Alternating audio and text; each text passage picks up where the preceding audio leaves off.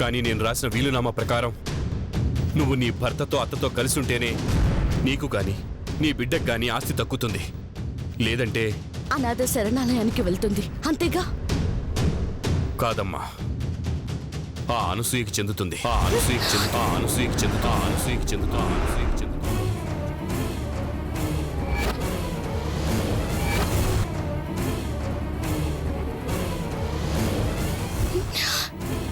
అనసూయ గారిగా? అవునమ్మా, నువ్వు ఈ ఇంటికి ఈ మనుషులకి దూరం అయితే ఆ ఆస్తి అనసూయకి చెందాలని వీలునామా రాశాను. అబద్ధం. నేను వీళ్ళతో కలిసి ఉండాలని మీరిలా అబద్ధం ఆడుతున్నారు. కాదమ్మా, నిజం చెప్తే ఆ అనసూయ ఆస్తి కోసం నిన్ను ఎక్కడ దూరం చేస్తుందేమోనని ఆమె ముందు చెప్పలేదమ్మా.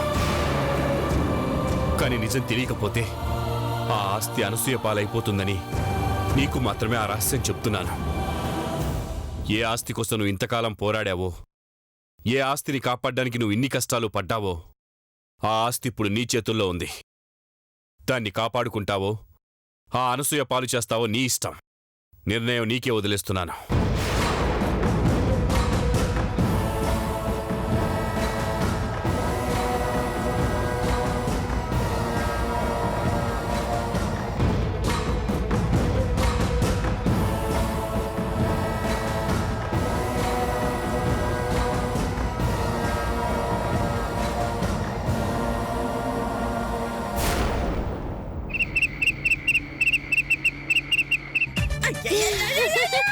అయ్యో అత్తయ్య గారు!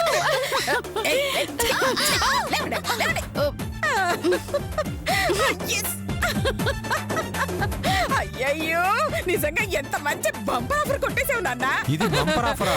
అమ్మా, ఆస్తి చేజారిపోయిందని నేను బాధపడుతుంటే బంపర్ ఆఫర్ అంటావేంటి? అయ్యయ్యో, చెయ్యి జారిపోలేదురా, జారిపోయేది. మనం పుణ్యాత్ములం కాబట్టి, ఆ దేవుడు మనకు ఫ్యాన్ కాబట్టి ఆ రాజశేఖర్ రూపంలో వచ్చి ఆస్తికి మనల్ని అధికారులు చేసేసాడ్రా. అమ్మా, నాకు డౌట్ అమ్మా. ఆ రాజశేఖరం ఏమన్నాడు? పుట్టబోయే బిడ్డకి పుట్టబోయే పిల్లాడికో 18 ఏళ్ళు వచ్చేదాకా ఆస్తి మీద మనకు ఎలాంటి అధికారం ఉండదని చెప్పాడు కదా. మరి అధికారం వచ్చేసిందంటావేంటి? పిచ్చి నాన్న. అయ్యో, ఆయన తలుచుకుంటే మధునొక్కదాన్నే గార్డియన్ గా పెట్టొచ్చు. కానీ నా పేరు కూడా చేర్చాడు అంటే అది మనకు బంపర్ ఆఫరేగా. నిజమేనమ్మా, లేకపోతే ఆ మధుకి మన మీద వచ్చిన కోపానికి మనల్ని ఇంట్లోంచి బయటికి గెంటేసి ఉండేది. మరి మన కాలం కలిసొచ్చి అదృష్టం నడిచొచ్చి పుట్టబోయే మనవడు నాకు నానమ్మే కావాలి, నానమ్మే కావాలి, నాకు నాన్నే కావాలి అన్నాడనుకో, అప్పుడు ఈ ఆస్తి అంతా మనదే కుదరా. మందే అమ్మా, ఆ మధుకి పుట్టిన బిడ్డ మనల్ని ఇష్టపడతాడంటావా? ఇష్టపడరా, ఇష్టపడేలా చెయ్యాలి. అప్పుడే మనకి ఆస్తి దక్కుతుందిరా. అవునమ్మా, ఎలాగైనా ఈ ఆస్తి మనకి దక్కాలి, లేకపోతే మన బతుకులు ముష్టి బతుకులు అయిపోతాయమ్మా. అవును మళ్ళేంటొదినా? సారీ, నిన్ను మళ్ళీ గెటప్ లో చూసి నువ్వు మళ్ళీలాగే కనపడుతున్నావు చేతు. వదినా, గెటప్ నుంచి నేను బయటకు వచ్చేసాను, మీరు వచ్చేయండి. అలాగే కాకపోతే నాదొక చిన్న డౌటు. ఏంటది? మగపిల్లాడు పుడితే 18 ఏళ్లు దాటినా మీతోనే ఉంటాడు కాబట్టి ఆస్తి మొత్తం మీతోనే ఉంటుంది. అదే ఆడపిల్ల పుడితే పెళ్లి చేసుకుని వెళ్ళిపోతుంది కదా, అప్పుడు ఆస్తి ఎవరికొస్తుంది? కట్నం ఇచ్చి పంపిస్తాం కాబట్టి మిగిలిన ఆస్తి మనకే వస్తుంది. మరి ఆడమగ కాకుండా పుడితే? ఆడమగ కాకుండానా? అలా ఎలా పుడతారే? అంటే చైతు మగవాడయ్యుండి ఆడగెటప్ లో తిరుగుతున్న టైంలో మధు నెల తప్పింది కదా, అయితే పుట్టేవాడు కూడా నీ గెటప్ లాగే అటు ఇటు కాకుండా పుడతారేమోనని. అత్తయ్య గారు, దాని మాటలకేం గాని, రేపు పుట్టబోయేవాళ్ళు ఎవరి దగ్గరుంటే వాళ్ళకి ఆస్తి వస్తుంది అన్నారు కదా. ఒకవేళ నా దగ్గరే ఉంటాను అన్నారనుకో, అప్పుడు ఆస్తి నాకే వస్తుంది కదా. ఉంటానంటే వస్తుంది కానీ ఉండడు. ఎందుకుండడే? మేకప్ వేసుకున్నప్పుడు ఉన్నా కూడా మేకప్ తీయగానే పారిపోతాడు. అందుకు చంపేస్తా. చూసారా అత్తయ్య గారు, పిల్లాన్ని చంపుతానంటుంది. ఆస్తి కోసం ప్రాణాలు తీస్తావని పాపిష్టిదానా? అయ్యో అయ్యో అత్తయ్య గారు, నేను అలా అనలేదు. నువ్వు అంతకు తెగిస్తావే, అందుకే పిల్లాన్ని నేనే ప్రేమగా పెంచుకుంటాను. ఆస్తి మొత్తం కొట్టేయడానికా? నువ్వు మాత్రం ఆస్తి కోసం పెంచుతానని అనలేదా? చాలు చాలు. ఆస్తి కోసం కక్కుర్తి పడ్డానికి నేనేమైనా పిసినారు అనసూయననుకున్నావా ఏంటి? డబ్బు కోసం గడ్డి తినడానికి నేనేమన్నా చైతుననుకున్నావా? వదిల్లు ఇంకా ఆపండి. మీరు తిట్టుకున్నట్టుగా లేదు, మమ్మల్ని తిడుతున్నట్టుగా ఉంది. అవును, మిమ్మల్ని కదా తిట్టింది. తిట్టినట్టు అంటారేంటి? ఎంత ధైర్యంగా చెప్తున్నావే నువ్వు? నన్ను ఒక్కదాన్ని తంతారేంటి అత్తయ్య గారు? లతక్క కూడా తిట్టింది కదా, దాన్ని కూడా తన్నండి అత్తయ్య గారు. అయ్యో, చూసారా అత్తయ్య గారు మిమ్మల్ని ఎంత డైరెక్ట్ గా తిడుతుందో? ఏయ్, ముందు మీరిద్దరు ఇక్కడి నుంచి వెళ్ళండి. వెళ్ళండి వెళ్ళండి. ఏయ్, వెళ్ళండి, వెళ్ళండి. అబ్బా, ఛీ.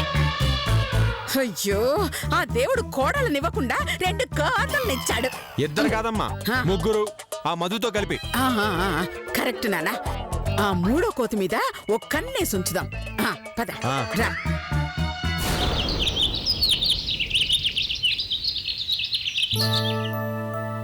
అమ్మా ఆ, ఇదిగోమ్మా 6,000 వడ్డీ రామారావు ఇచ్చాడు. నాన్నగారు, నాన్నగారు, నాన్నగారు, నాన్నగారు, ఎక్కడికి వెళ్ళారు? నాన్నగారు, ఏమైంది మధు? మీకు చెప్పాల్సిన అవసరం లేదు. ఏయ్, నీతో మాట్లాడాల్సిన అవసరం మాకు లేదు, వదిలేయమ్మా. నాన్నగారు, నాన్నగారు. పాపం వాళ్ళ నాన్న కోసం వెతుకుతోంది నాన్న. అయ్యో పాపం, అయితే మనం కూడా హెల్ప్ చేద్దామమ్మా. ఆహా, మనం కాకపోతే ఇంకెవరు సహాయం చేస్తారు నాన్న? నాన్నగారు, మాయ గారు,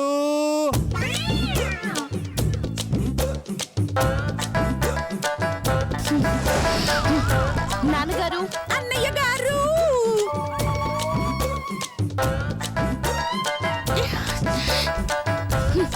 నాన్నగారు, బాబాయ్ గారు,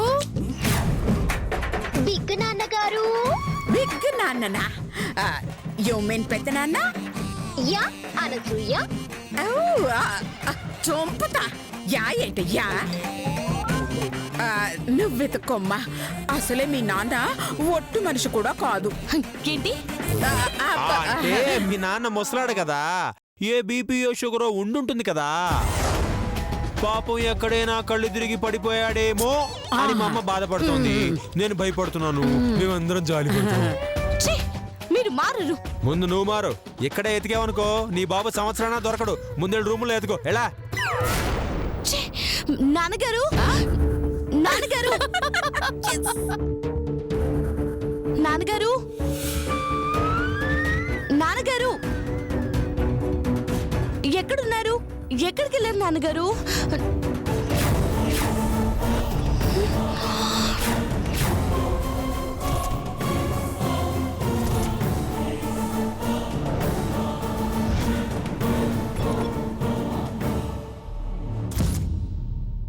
అమ్మా, నువ్వు ఈ లెటర్ చదివే సమయానికి నేను నీకు చాలా దూరంలో ఉంటాను.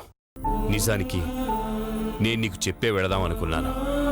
కానీ నీకు చెప్తే నువ్వు వెళ్ళనివ్వవని చెప్పలేని మాటలను ఈ లెటర్ ద్వారా నీకు చెప్పి వెళ్తున్నాను. తండ్రిగా నేను నీకు చెప్పేది ఒకటే. జీవితం అనేది ఒక ప్రశ్న లాంటిది. సమాధానమే మనం సాగుతూ ఉండాలి. జీవితం అనేది చిక్కుముడి లాంటిది. దాన్ని మనం విప్పుతూనే ఉండాలి.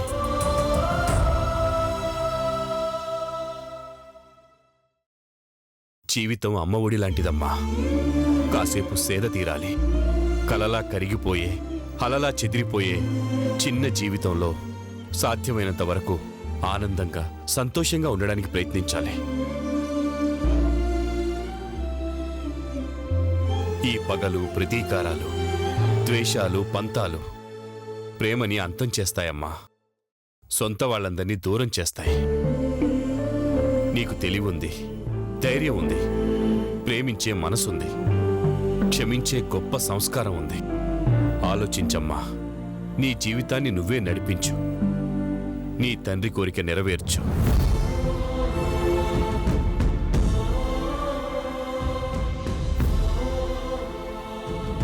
పరిస్థితులన్నీ చక్కపెట్టు.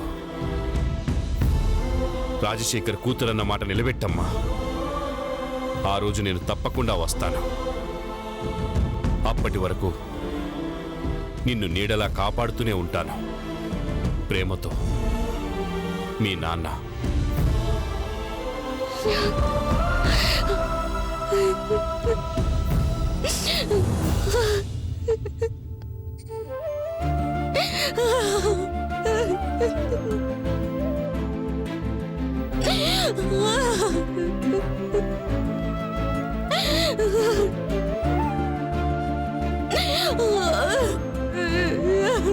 నాన్నగారు,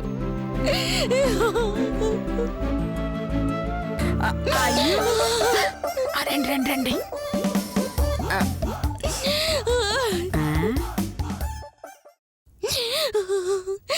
నన్ను వదిలి ఎందుకు వెళ్ళిపోయారండి? మళ్ళీ నన్ను ఒంటరి దాన్ని చేశారు కదండి. నాతో ఒక్క మాట చెప్పుంటే మీరు చెప్పినట్టే నడుచుకునేదాన్ని కదండి. మళ్ళీ మిమ్మల్ని ఎప్పుడు చూస్తాను, ఎప్పుడు మాట్లాడతానండి? నన్నెందుకు ఇలా శిక్షించారు? నేను తప్పు చేశాను నాన్నగారు. మీ మాట కాదని చాలా పెద్ద తప్పు చేశాను. మీరు కోరినట్టుగా నా భర్తతో కలిసి ఉంటే చాలా బాగుండేది. అప్పుడు మీరు నాతోనే ఉండేవారు. తప్పంతా నాదే. నన్ను క్షమించండి నాన్నగారు, నన్ను క్షమించండి. అమ్మయ్యా, అబ్బబ్బబ్బబ్బబ్బ. అయ్యో ఎంత శుభవార్త విన్నావు నాన్న. ఆ రాజశేఖరు జంప్ అంట. ఈ ఇంటికి పట్టిన పేడ వెరగడైపోయింది. దరిద్రం కూడా వదిలిపోయిందిరా. ఇంట్లో మనకి తిరిగే లేదు. ఎదురు కూడా లేదురా.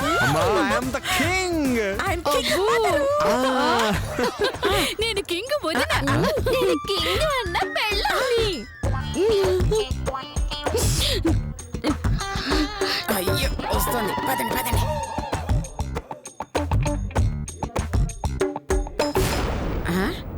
అయ్యయ్యో ఏమైంది మధు?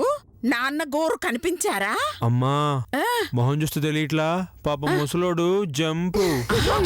ఎవరితో? చిన్నారమ్మాయి, పాపం ఆయన అలాంటి వారు కాదే, మహాత్ముడు. అయితే గాంధీజీనా అత్తయ్య గారు? అయితే పైన గుండు, చేతిలో కర్ర, బొడ్డులో గడియారం ఉండాలి కదా.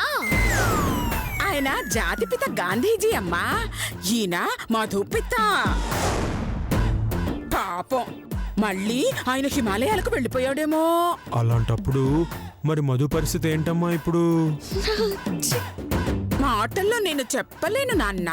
అయితే పాట పాడమ్మా. Good idea. అమ్మా చూడాలి, నిన్ను నాన్నను చూడాలి, నాన్నకు ముద్దు ఇవ్వాలి, నీ ఒడిలో నిద్రపోవాలి. అమ్మా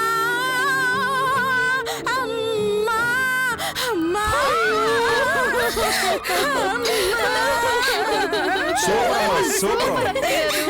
అని కుక్క పెట్టి వెక్కి వెక్కి ఏడుస్తుంది నాన్న. అమ్మా ఇది పాత వర్షన్ అమ్మా. లేటెస్ట్ గా కొత్త వర్షన్ వచ్చింది, అది బాగా పాడు పాడు పాడు. నాన్నకి ప్రేమతో, నాన్నకి ప్రేమతో, నాన్నకు ప్రేమతో అంకితం ఈ ప్రతీక్షణం, నాన్నకు ప్రేమతో నాన్నకు ప్రేమతో అని ఎన్టీఆర్ లాగా వెక్కి వెక్కి ఏడుస్తుందమ్మా. అయ్యయ్యో, అవునానా? కాకపోతే మన మధు గొప్ప దైవ భక్తురాలు కాబట్టి గట్టిగా ఆ దేవుణ్ణి స్మరిస్తే వాళ్ళ నాన్న జట్టు స్పీడ్ లో ఇక్కడికి వచ్చేస్తారు. ఆ, అలాగా విన్నావా మధు? ఒక్కసారంట ఆ దేవుణ్ణి ప్రార్థించు, మీ నాన్న వెంటనే వెనక్కొచ్చేస్తాడంట. పోవే వెర్రి మొహందానా. ఏంటే అలా అన్నట్టు అది చూసిందక్క. సర్లే సర్లే ఆపండి.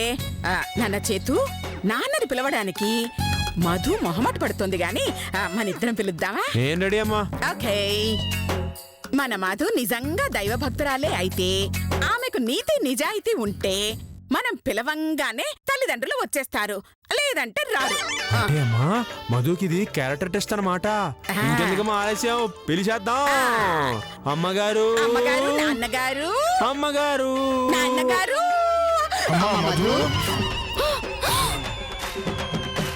అమ్మ నాన్న అంటే ఒరిజినల్ నాన్న కాకుండా పెంపుడు బ్యాచ్ వచ్చిందేంటి నాన్న? ఇది భక్తురాలే. నాన్నగారు, అమ్మా మధు, ఎలా ఉన్నావమ్మా?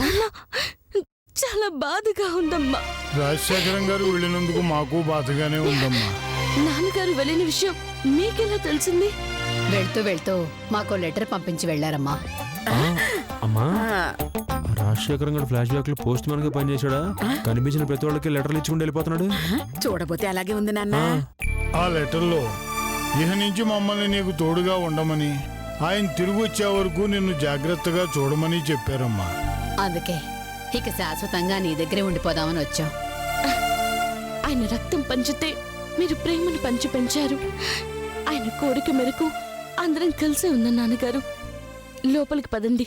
రా అమ్మా, ఆ. రండి.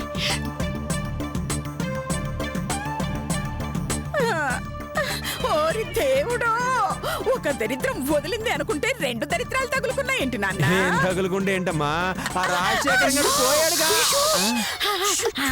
ఆ. అయ్యో అయ్యో అయ్యో అయ్యో. అత్తగారు, అయ్యయ్యయ్యయ్యో. ఊసే, ఊసే, దేవుడున్నాడు, దేవుడున్నాడు. మనలాంటి మంచి మనుషులకి దేవుడు ఎప్పుడు అన్యాయం చేయడు. అవునవును, మీరు ఆ దేవుడికి అన్యాయం చేసే టైపు. ఇంకా పాపం ఆయన మీకే అన్యాయం చేస్తాడు చెప్పండి. ఆ, నేనంత దుర్మార్గురాల్ని అయితే ఆ రాజశేఖర్ లెటర్ రాసి పెట్టి ఎందుకు చంపైపోతాడు? ఇక్కడే ఉండి మా తాట తీసేవాడు కదా. కరెక్టేనమ్మా.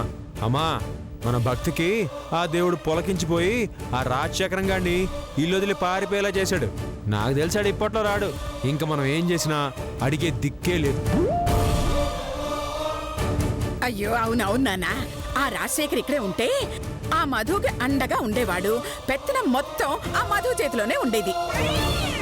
అది కూర్చోమంటే కూర్చోవాలి, నుంచోమంటే నుంచోవాలి. మనం కుక్క బతుకైపోయేదిరా మన బతుకు. అమ్మా ఆడు వెళ్ళిపోయాడు కాబట్టి ఇంకా ఈ ఇల్లంతా మందేనమ్మా. మనమే పరిపాలించేసుకోవచ్చు. ఈ ఇల్లు, ఈ తోట, ఈ ఆస్తి, ఈ డబ్బు అంతా మన హ్యాండ్ ఓవర్లోకి వచ్చేస్తుంది.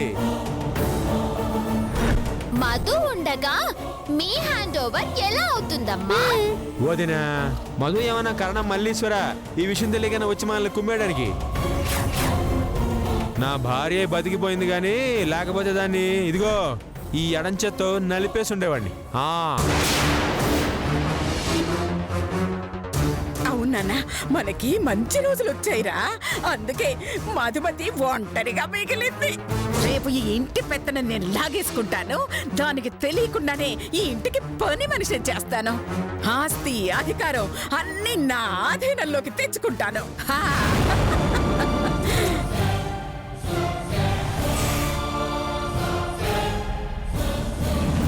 ఇంట్లో ఉండలేక బయటికెళ్ళి బతకలేక కుక్కిన పేనులా ఇక్కడే ఏదో ఒక మూలన పడుండేలా చేస్తాను.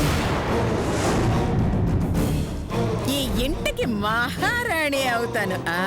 అమ్మా ఆ మధు మన బానిసమ్మ. మనం కూర్చోమంటే కూర్చోవాలి, నుంచోమంటే నుంచోవాలి. కుక్కలా అరవాలి, కోతిలా గెంతాలి. అత్తయ్య గారు, ఆ మధు కోతిలా గెంతుతుంటే చూడాలనుంది అత్తయ్య గారు. ఒక్కసారి గెంతించరా?